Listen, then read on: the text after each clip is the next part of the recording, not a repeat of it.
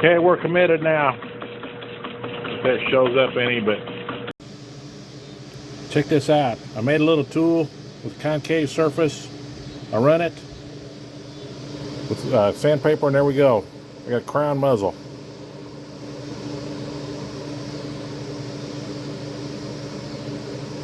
Pretty nice looking.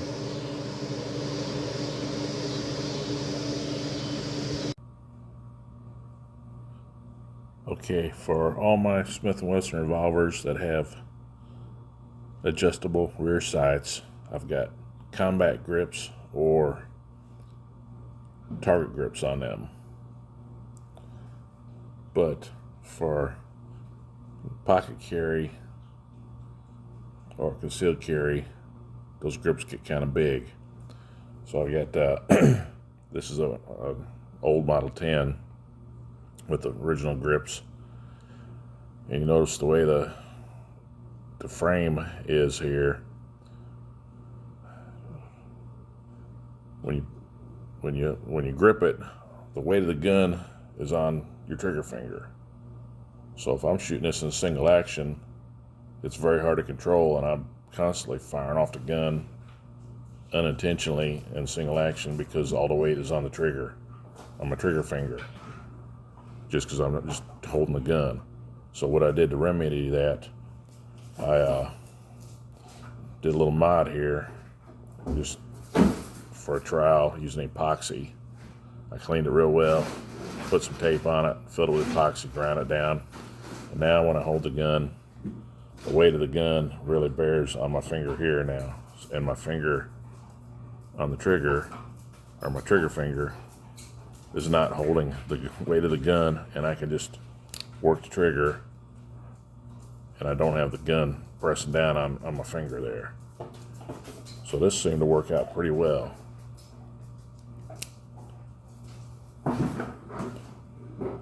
And I still have a small grip that's easier to conceal and doesn't snag like a big target grip. That kind of works. So this is a Model 1905, and on it I did the same thing, except I got a piece of steel there.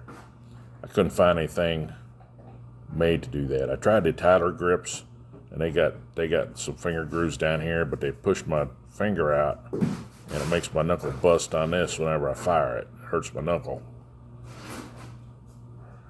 So it just bangs the crap out of my knuckles. So the Tyler grips don't work for me. So this was my solution. Instead of a Tyler grip, I come up with this, and this, I actually forged this out of a piece of steel, bent it in a U shape, and then ground it and filed it down.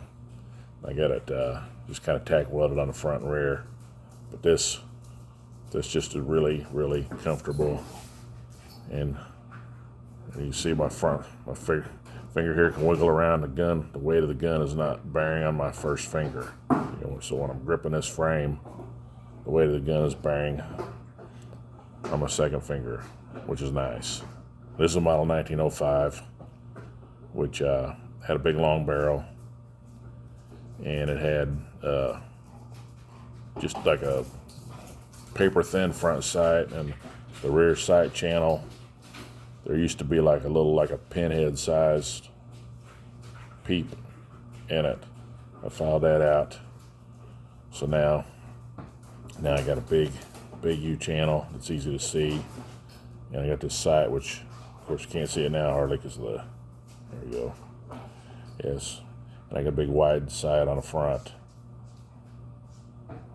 So now I think it's going to be a lot faster and easier to see. Bobbed the hammer so it wouldn't snag. And I rounded the edges off the trigger to help my finger roll over it for double action shooting. So anyway, that's pretty much it. I need to tweak the front sight out. Without the front sight, it shoots 2 feet high at about 21 feet.